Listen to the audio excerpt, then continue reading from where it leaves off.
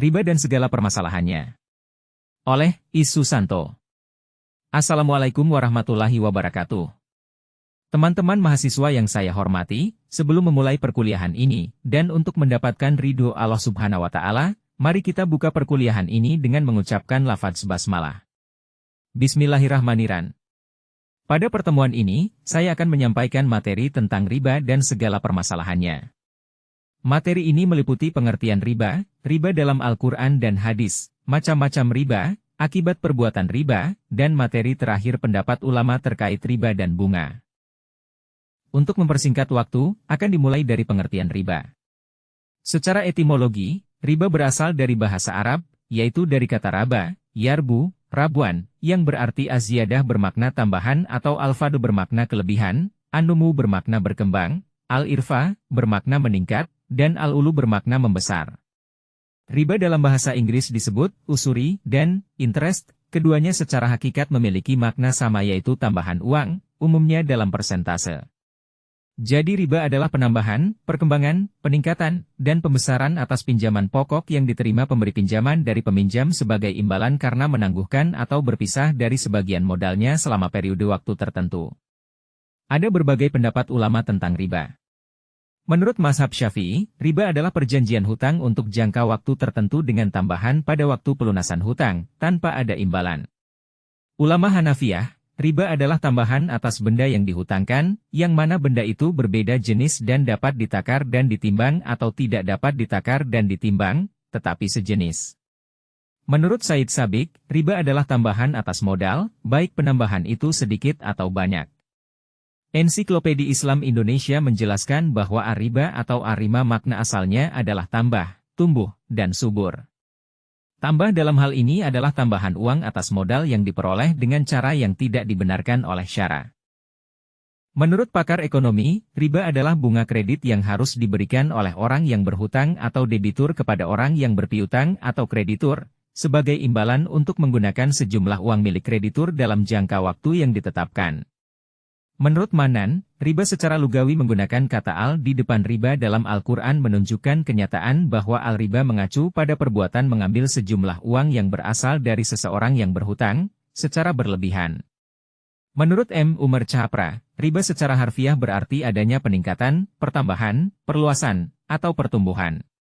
Menurutnya, tidak semua pertumbuhan terlarang dalam Islam, misalnya keuntungan yang merupakan peningkatan atas jumlah harga pokok. Tidak hanya Islam yang mengharamkan riba, tetapi agama yang lain juga mencela riba, sampai orang Yahudi sendiri mengharamkan riba antar mereka. Orang Yahudi membolehkan riba dalam hubungan bisnis mereka dengan orang selain Yahudi, ini disinggung dalam Al-Quran Surat Ali Imran ayat 75.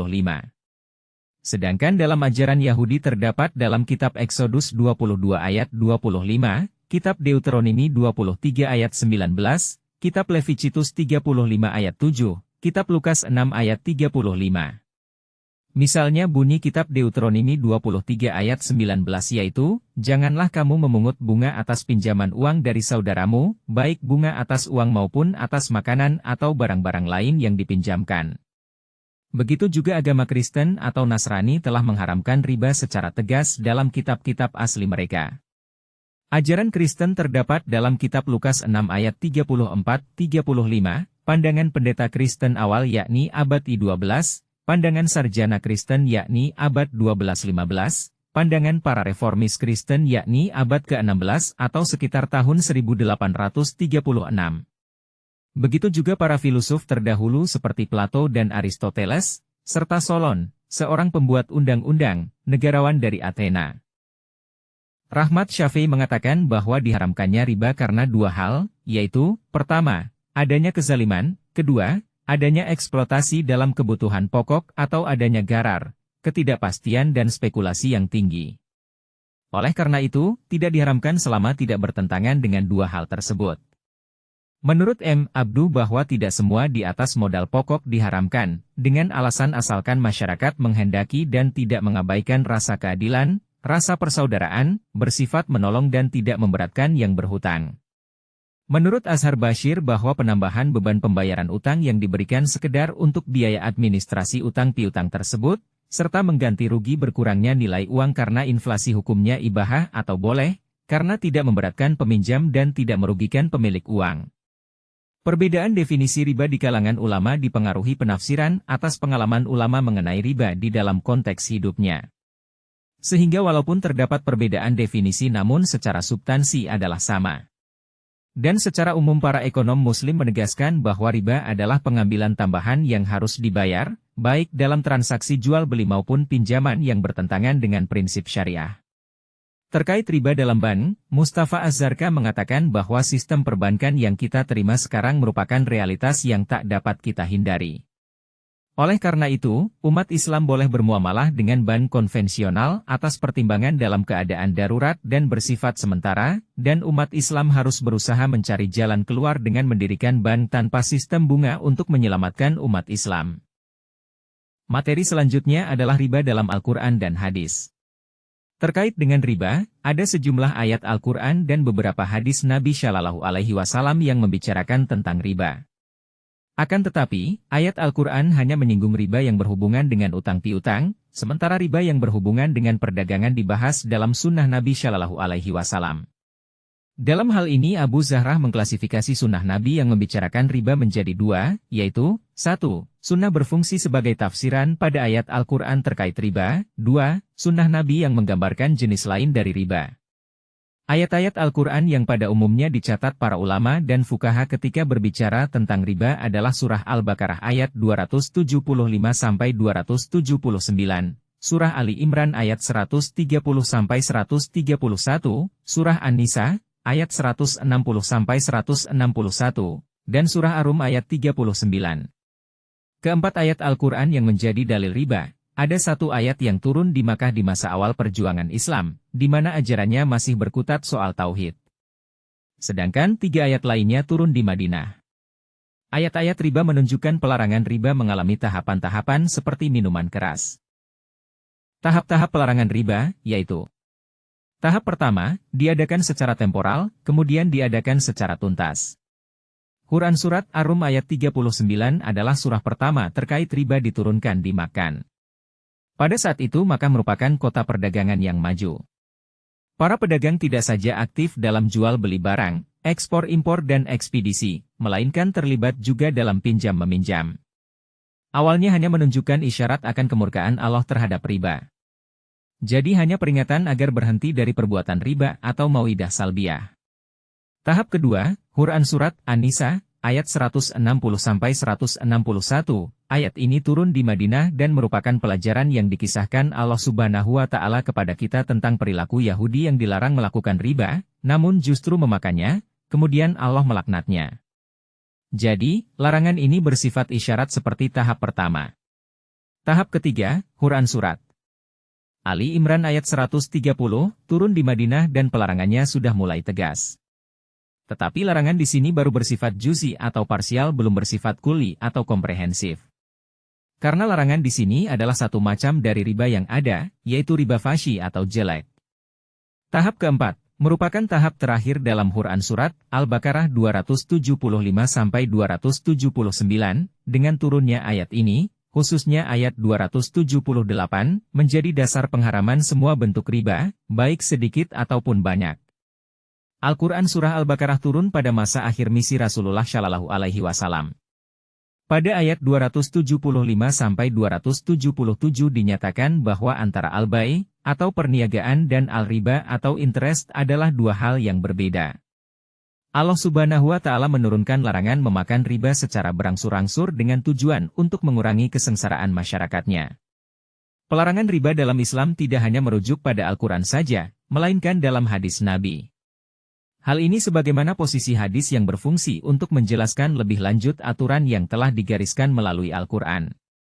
Pelarangan riba dalam hadis lebih terperinci, di mana Rasulullah menekankan sikap Islam yang melarang riba, yakni Rasulullah melaknat pemakan riba, pemberi makan riba, penulisnya dan 2 orang saksinya.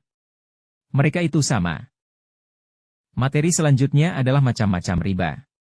Dilihat secara global, riba terbagi menjadi 2, yaitu, pertama, riba yang berhubungan dengan utang piutang, dan kedua, riba yang berhubungan dengan jual beli.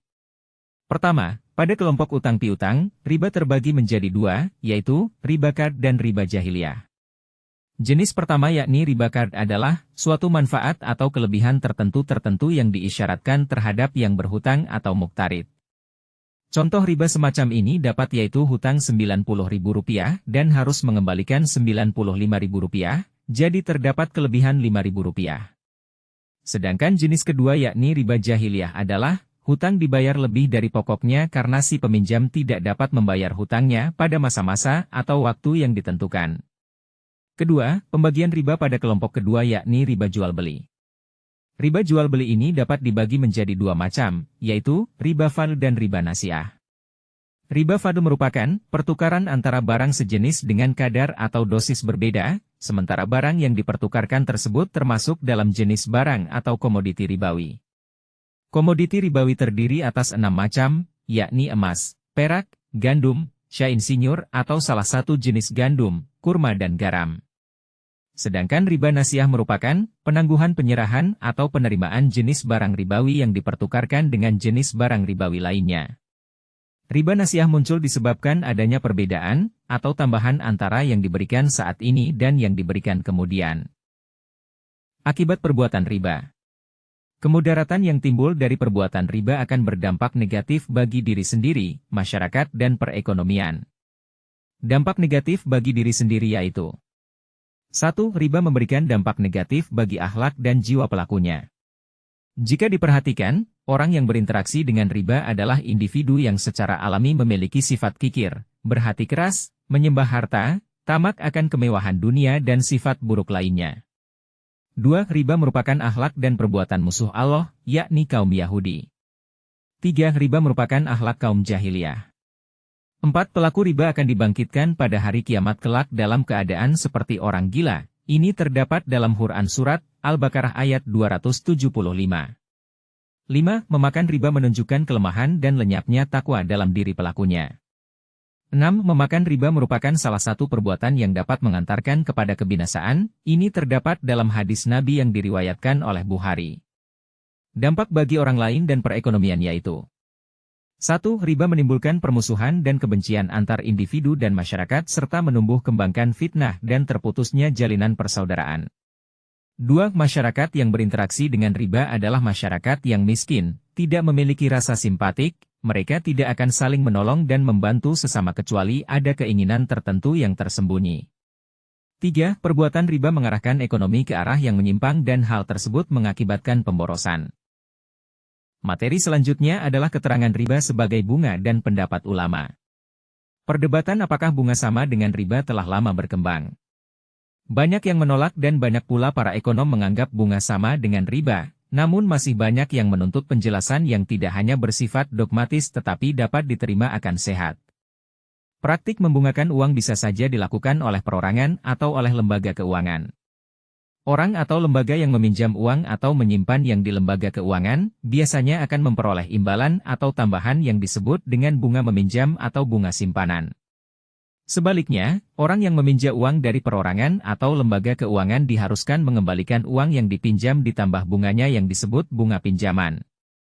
Melihat fenomena yang ada, jika kembali ke asal bahwa al-riba memiliki makna tambah, tumbuh, dan subur.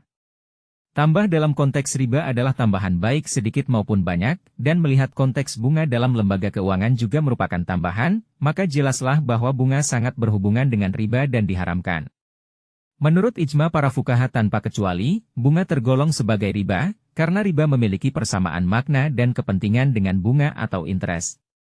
Begitu juga dengan lembaga-lembaga Islam internasional dan nasional sejak 1965 memberikan keputusan bahwa bunga ban atau sejenisnya adalah sama dengan riba dan haram menurut syariah. Di antara keputusan lembaga Islam internasional yaitu Dewan Studi Islam Al-Azhar Kairo tahun 1965, Keputusan Muhtamar Ban Islam II Kuwait tahun 1403 Hijriah, 1983 Masehi, Majma Fikih Islami pada konferensi Oki kedua di Jeddah, Arab Saudi tahun 1985, Rabithah Alam Islami pada sidang ke-9 di Makkah tahun 1406 Hijriah, dan jawaban Komisi Fatwa Al-Azhar tahun 1988. Keputusan Lembaga Islam Nasional diantaranya yaitu Nahdlatul Ulama, NU, pada keputusan Bahsul Masail di Munas Bandar Lampung tahun 1992, Majelis Ulama Indonesia pada Lokakarya Alim Ulama di Cisarua tahun 1991, Lajnah Ulama Komisi Fatwa se-Indonesia MUI pada Silaknas MUI tahun 2003, PP Muhammadiyah pada Fatwa Majelis Tarjih Muhammadiyah nomor 8 tahun 2006. Perbedaan pendapat terkait bunga bank sama dengan riba dapat dilihat dari segi definisi. Ada juga sebagian ulama yang mengatakan bunga bank tidak sama dengan riba, bahkan kemudian hari umat Islam diperbolehkan mengambil bunga. Misalnya pendapat Mahmud Shaltut yang mengatakan bahwa pinjaman berbunga dibolehkan bila sangat dibutuhkan. Begitu juga pendapat Rashid Ridha bahwa beliau membenarkan kaum muslimin mengambil hasil bunga dari penduduk negeri kufur. Menurutnya, ketentuan asal syariat harta penduduk negeri kafir harbi boleh diambil oleh pihak yang menguasainya dan mengalahkannya.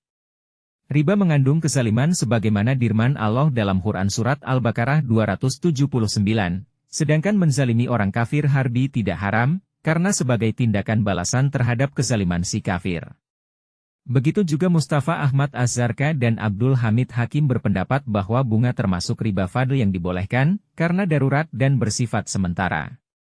Artinya umat Islam harus berupaya untuk mencari jalan keluar dari sistem bank konvensional dengan mendirikan bank Islam sehingga keraguan atau sikap tidak setuju dengan bank konvensional dapat dihilangkan. Pendapat lain seperti Muhammad Abdu berpendapat bahwa riba yang diharamkan Al-Quran hanyalah riba yang berlipat ganda atau ed'afan mudafah.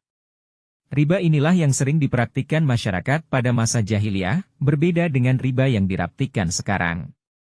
Merujuk pada berbagai pendapat yang ada, maka dapat ditegaskan bahwa riba adalah tambahan atau keuntungan yang diperoleh dari suatu transaksi pinjaman tanpa adanya prestasi yang sebanding, yang dianggap tidak adil dan dilarang dalam ajaran Islam.